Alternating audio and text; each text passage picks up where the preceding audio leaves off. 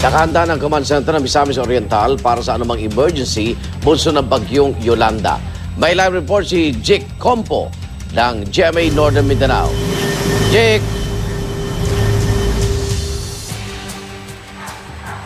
Raya, madalas magdamag na naranasan ng Cagayan de Oro at parte ng Misamis Oriental ang pagbuhos ng ulan kagabi. At kanina mga alas 4 nga ng madaling araw, bumuhos ito. Ngayon at kahapon, sinuspende na ni Governor Emano ang lahat ng klase sa antas ng mga paaralan.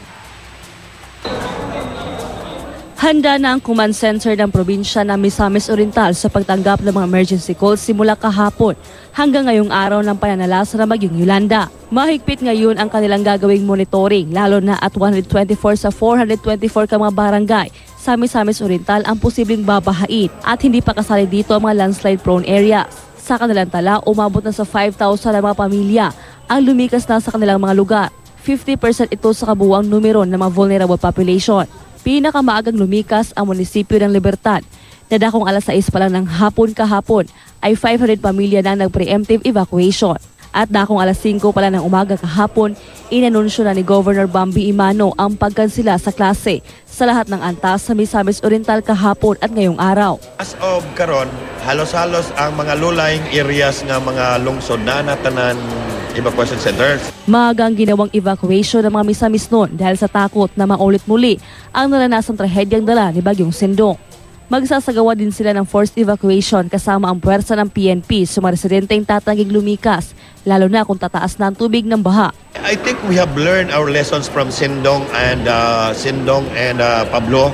Kung gahe gid kayo nga muhikling, muna kinahanglanon nato atong puwersa sa PNP o sa Armadong Kusog, pero dili sila pasigo.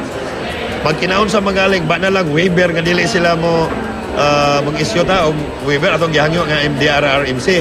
Handa na rin ang mga food stocks kung sakaling kinakailangan ng mag-augment ang mga munisipyo. Handa na rin ang mga sasakyan na gagamitin sa panahon ng emerhensya.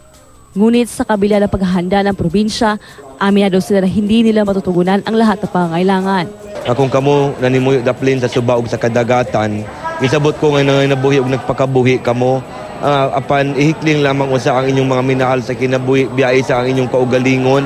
Kay base nunya og mukusog kani ang ulan, maglisod kita pagluwas sa inyong minahal sa kinabuhi kumuhapak ang kusog nga bagyo. Target ngayon ng probinsya ang zero casualty. Rhea, habang nagla-landfall kanina si Typhoon Yolanda sa parte ng Visayas, patuloy pa rin ang pagbuhos ng ulan dito sa Cagayan de Oro City, habang patuloy pa rin ang pagtaas ng storm signal number 1 sa parte ng Misamis Oriental. Alright, maraming salamat Jake Compo ng GMA Northern Mindanao.